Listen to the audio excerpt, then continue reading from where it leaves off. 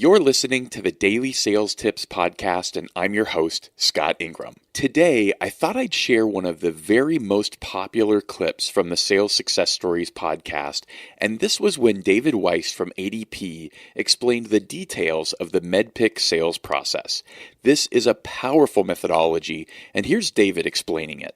The other piece of that is, once we're actually in the deal cycle, using a methodology called MEDDPICC, and, MEDDPICC is spelled MEDDPICC. The M stands for metrics. So metrics are essentially your business case. So have you spoken to someone and quantified the challenge they're having?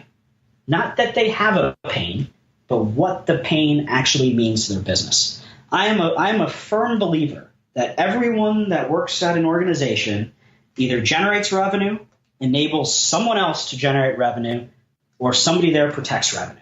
So for me, what I'm trying to do is quantify, since I deal in talent acquisition people strategy, I'm trying to understand, those types of, positions and how people fit into those buckets and how those buckets impact a business. I think regardless of what you're selling, if you're selling a solution to a problem, there's some downstream implication that problem is having. And it can often be quantified to a number if you ask the right questions. And the whole idea within the M in metrics and business case within MEDDPICC is, have we put our finger on what that business case is and what those metrics are and how we can impact the organization? If you haven't, that's a gap within what I consider my sales process. The next one is the E, which stands for economic buyer. That's your veto. Have you identified that person? Are you meeting with that person? Have you identified the personal and professional wins for that person? Are you completely aligned with that person on the business case and all the metrics and all the end results that your solution will have?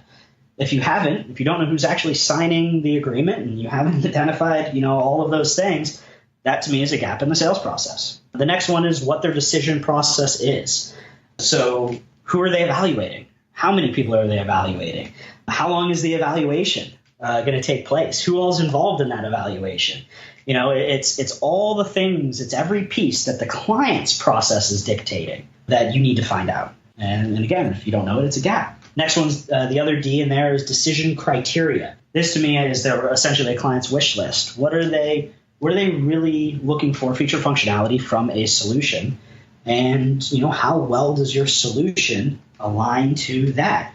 Next one is the paper process. This is super important when you get into the prospect or the proposal, contracting, and also the commit stage within your business where you're doing your forecasts. Do you actually know who's signing, when they're signing, the steps in their legal process? Do you know if that person is on vacation for the next week to 2 weeks? Believe it or not, it happens all the time. I'm sure you've seen it. Have you really dialed in what that legal process is and how long the last solution that they signed that's similar to yours, how long that took, and the roadblocks and the challenges that you may now need to overcome? And the red lines and the objections you're going to get, and have procurement or the CFO or legal spoken to you yet and given you any of those objections? Because they're going to come at some point. So those are ways that the paper process is really, really, really important when it comes down to forecasting. If that's dialed in, you could tell within a day if an opportunity is going to close or not. Have you really identified pain? That's the I.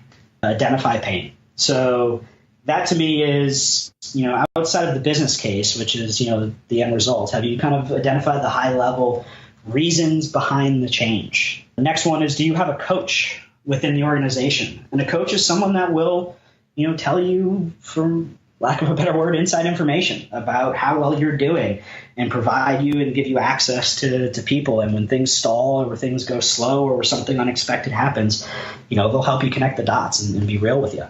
And the last one is competition. That's the last C. Do you know who you're competing against? Do you know your strengths and weaknesses versus them?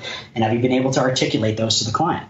All of those steps in that process that makes up MEDDPICC have red, yellow, green, attached to them. And to me, I'm not comfortable with a deal until they're all green. And when they're all green, I probably have a 90+% close ratio.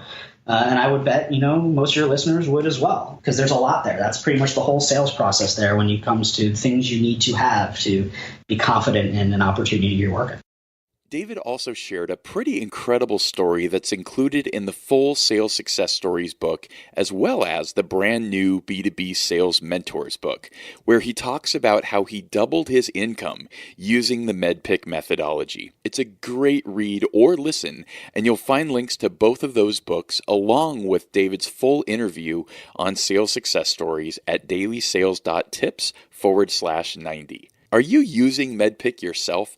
I would love to hear your results or experiences with it.